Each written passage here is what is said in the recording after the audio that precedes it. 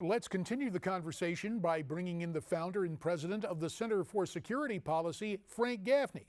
Also joining us, the president emeritus of the Hudson Institute and Newsmax blogger Herb London. Reports say terrorists in Mali demanded hostages recite the Quran to be let go. Herb, when you hear about this, what's your reaction? Well, my reaction is this is merely one of many events that we're going to be facing in the future. It's only a question of time before there are more incidents in the United States. We've already had a good many, but there is no doubt that we may not want war, but war is here. Now it's a question of whether we have the appropriate will and vigilance and warfighting capabilities to deal with the enemy. Frank, I want to ask you, the FBI is warning of ISIS threatening the Vatican and Rome. Frank, is everyone a target for ISIS? How credible of a threat do you think this one is? I think that, as Herb was saying, we need to be clear about the enemy and the fact that the Islamic State is really just one of the franchises under which this global jihad movement is operating.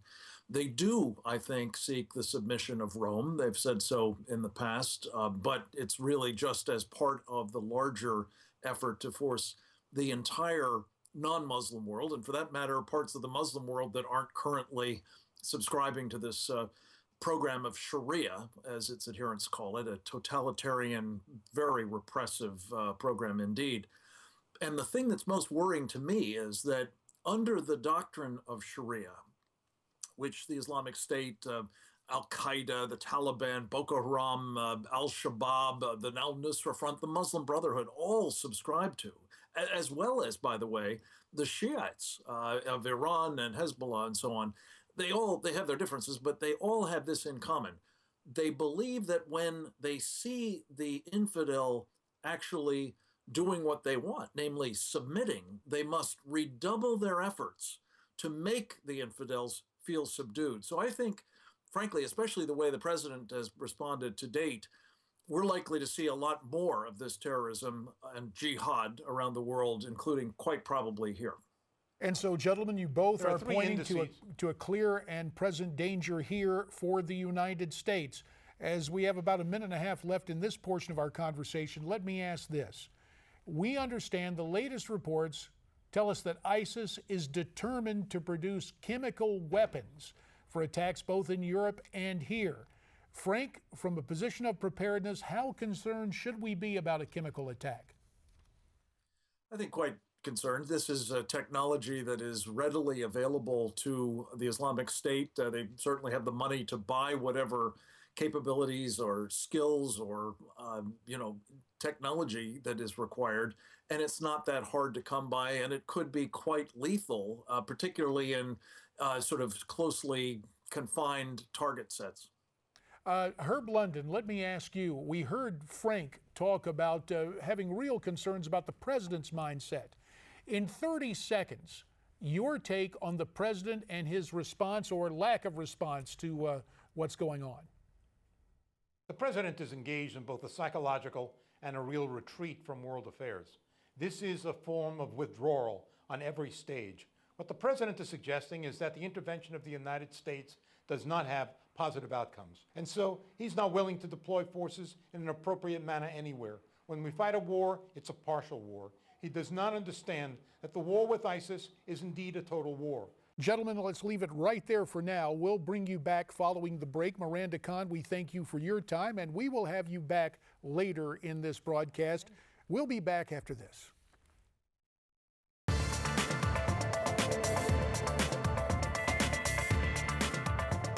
Now that this issue has surfaced, everybody's concluding that Carson's too weak and Trump is just the kind of strength that we need. I think that this may drive Carson out of the top tier of candidates. Political analyst Dick Morris on the hard line with Ed Berliner here on Newsmax TV last night. You heard Dick say he believes these terror attacks will cause problems for candidate Ben Carson. Dick says it exposes the doctor's weakness with regards to foreign policy. And a whole lot of pundits take a look at the attacks worldwide and how this will perhaps reshape the 2016 campaign as our focus shifts to foreign policy and national security.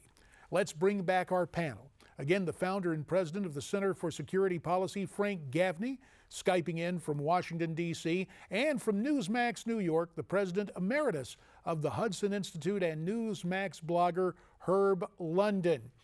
Well, Frank, I know you're no stranger to Washington and the political battles there.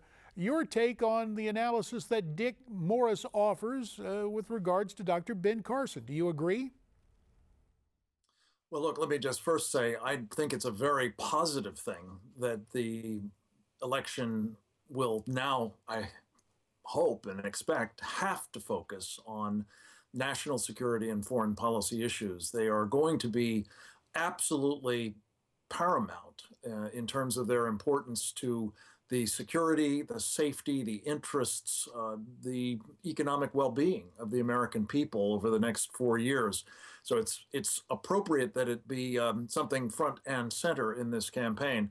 Whether that will work against Dr. Carson or not, I don't know. I've had the privilege of talking with him on a couple of occasions. I think what he has shown in those conversations with me is a degree of clarity about the nature, in terms of at least the broad thrust of the challenges that we're facing, and pretty much the right sorts of instincts into how to respond to those challenges. That seems to me to be the most important single thing. If you can get that right, you can get a lot of expertise and experienced individuals to help you execute the policy. So I don't know that it necessarily works to his disadvantage. But look, it would behoove, I think, the opponents of Hillary Clinton to have as strong a bench as we can in terms of their mastery of this area, because it's putatively one of her strengths, though I think her record actually doesn't suggest she's all that good at it. Now, Herb, we just heard Frank talk about instincts as well as intellect. Let me bring in a third eye here, impressions. Politico has a new survey out saying that 71% of folks actually regard Dr. Carson as weakest on foreign policy. How do you believe Dr. Carson might recast his image? Will he have to rely on instinct, or can his considerable intellect help him politically in the immediate future? Let me reframe your question, if I may. The London Center for Policy Research, organization that I presently head, has done a lot of work in this area.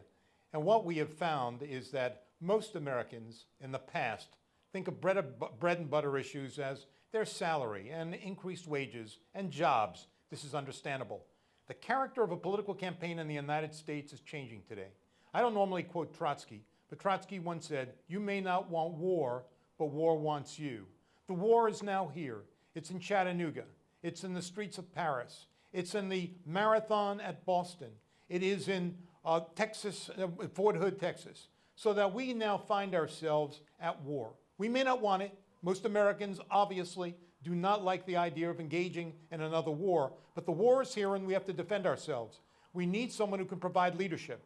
The person in the Republican Party who can provide that kind of leadership is going to be the next president of the United States. That's my judgment. Now, whether Carson can do it or not, whether he can reframe his argument, whether he can create the right impressions is difficult to say. But in my judgment, the impressions that are now created about a strong leader who is forceful and who understands the nature of the threat and can maintain the kind of defense-oriented nation that we must be is the person who I think is going to be not only the nominee of the Republican Party, but the person who will win the general election. Gentlemen, the current occupant at 1600 Pennsylvania Avenue may have been caught off guard by the House vote yesterday passing the SAFE Act to pause the influx of Syrian refugees. Frank Gaffney, 47 Democrats voted along with the Republicans. Ostensibly, that's a veto-proof majority. Will Congress, if it comes to it, be able to override a promised veto from President Obama? 20 seconds, Frank. There's a lot of hard country that has to be passed before you get to that point. Of course, not least the Senate of the United States has to go along. I think that you may get an override, but what's more important is you need to cut off the funding for the bringing of these Syrians here. That's another piece of legislation, and one that I think the president would have a hard time vetoing. and one that a lot of us take a look at what Speaker Ryan offered. We think he should have gone straight to the funding situation rather than putting a pause on it. We're going to pause. We thank you, gentlemen. There's more ahead after this.